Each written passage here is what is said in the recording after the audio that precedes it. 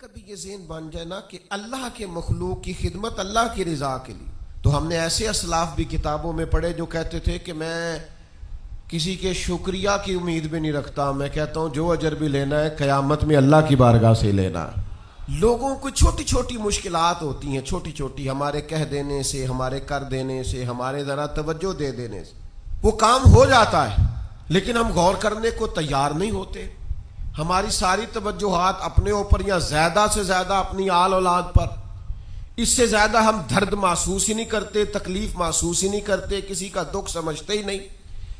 جب تک کہ ہم اپنے مالک کو راضی کرنے کے لیے اور اپنے نبی پاک کی امت کا خیال کرنے کے لیے توجہ نہیں کریں گے، اتنی دیر تک ہم وہ خاص حضور کی سیرت پاک کا فیضان نہیں پا پائیں گے جو نبی پاک علیہ السلام نے بیان کیا کہ تمہارے اندر نرم دلی ہو، تمہارا دل کسی کے لیے دھڑکے بھی اور تڑپے بھی۔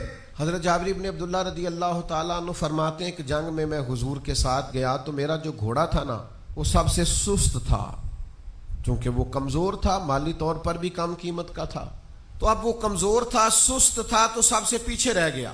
تو حضور علیہ الصلوۃ والسلام نے مجھ سے کہا اس کو دوڑاتے کیوں نہیں؟ اچھا، یہ بھی میرے کریم کا کمال ہے کہ پیچھے رہ جانے والوں کا خیال رکھنا۔ حالانکہ جو پیچھے رہ جائیں لوگ ان کا خیال نہیں کرتے، کہتے میں سب سے پیچھے تھا، تو کریم فرمانے لگے اسے بھگاتے کیوں نہیں، دوڑاتے کیوں نہیں؟ میں نے عرض کی حضور دوڑنے کے قابل ہوتا تو پیچھے کیوں رہ جاتا؟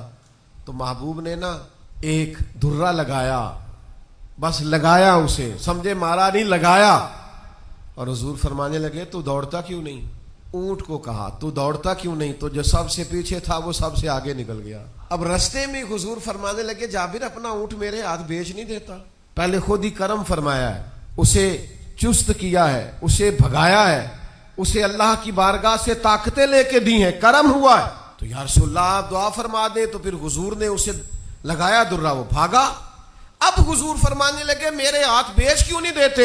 تو عرض کی یا رسول اللہ صلی اللہ علیہ وسلم آپ کا یہ رکھ لیں۔ فرمایا نہیں بھی میں تو قیمت دوں گا۔